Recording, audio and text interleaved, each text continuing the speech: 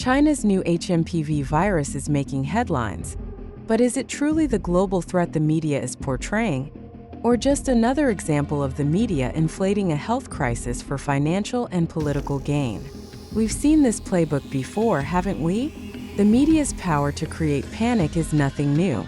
From the 2009 swine flu to the 2014 Ebola scare, and most notably, the 2019 coronavirus outbreak, fear has been used as a tool to manipulate the public and drive financial markets into chaos. In fact, media outlets thrive on fear because fear sells. Sensational headlines, intense imagery, and dramatic reporting capture attention. And that's exactly what they want. When fear spreads, so do their ratings, which translates into more advertising revenue. But the media's role isn't limited to just generating panic. It goes much deeper. They are key players in shaping the narrative of every crisis. As we've seen time and time again, once the media amplifies a crisis, it stirs up mass hysteria. People panic, and this fear has a profound impact on global markets. Investors, reacting to the fear that's been fueled by these media outlets, start pulling their money out of stocks.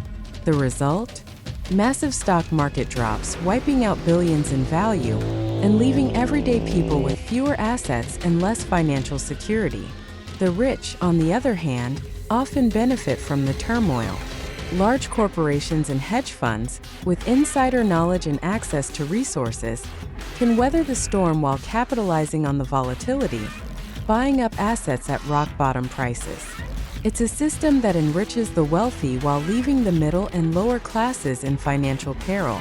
But the impact of fear isn't just limited to markets. It seeps into every part of daily life. People start to lose their jobs as companies close down or reduce their workforce in response to the economic instability caused by panic. The fear of a spreading virus causes commutes to stop, businesses to close their doors, and entire sectors of the economy to grind to a halt. People face unprecedented disruptions in their daily routines. Much like we saw in 2019 when the coronavirus pandemic forced millions into lockdowns, halted travel, and crippled the global economy. Small businesses, unable to weather the storm, close their doors permanently, while workers face uncertainty and financial stress. Meanwhile, corporations and large organizations with deeper pockets continue their operations unaffected, and some even thrive as smaller competitors falter. Now, let's talk about the pharmaceutical companies, the real hidden beneficiaries of such crises. When a new virus breaks out, they rush in with vaccines, drugs, and other solutions, capitalizing on the global demand for a cure. Sound familiar? The pharmaceutical industry made billions during the COVID-19 pandemic, as governments around the world scrambled to secure vaccines, often placing orders before any clear evidence was available about the long-term safety or effectiveness of the vaccines. The profits for these companies were enormous, and while the rest of the world struggled with the fallout of the pandemic, Big Pharma came out on top. With the media amplifying the fear of the new virus, the cycle is set to repeat itself. We're seeing the same pattern now with HMPV. Vaccines are being developed before we even know the full scope of the threat, and governments are already placing orders, knowing they'll be forced to pay top dollar. The problem here is that the media plays an essential role in fueling this cycle. They don't just report the news, they shape it. Their exaggerated stories, sensational language, and over-the-top coverage create an environment ripe for fear. This leads to public panic, which in turn leads to economic instability. Fear-driven markets are manipulated in ways that often harm the public more than they help. As stock prices tumble and the economy takes a hit, it's the ordinary people, the working class, the small business owners, and the investors without connections to the power players who are left with the scraps.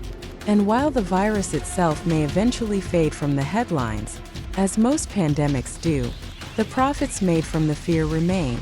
Just like COVID-19, where the vaccine rush lasted for years, pharmaceutical companies and other industries connected to health crises are poised to profit off the panic, regardless of whether the threat materializes into the global disaster the media predicted. The virus might disappear, but the economic damage will last much longer, and the people who benefit from these crises are always the same: big corporations, pharma giants, and the wealthy elite who are well-positioned to weather the storm. This pattern is nothing new. It's a recurring cycle. The media amplifies the threat. The public panics. Markets fall. Pharmaceutical companies step in with their solutions, making billions in the process. The virus fades, but the wealth transfer continues. The wealth gap grows wider. The real question is, who is benefiting from this cycle of fear, and why should we let them manipulate us again? It's clear that these crises are about much more than public health. They are about controlling the narrative, generating profit, and keeping the wheels of capitalism turning, no matter the cost to ordinary people. So, the next time you hear about a new virus, a new health scare, or the next big crisis, ask yourself, who stands to benefit from this panic? Is it truly about our well-being, or is it about those who can profit from our fear? Fear is a powerful tool, and those who control it also control the narrative.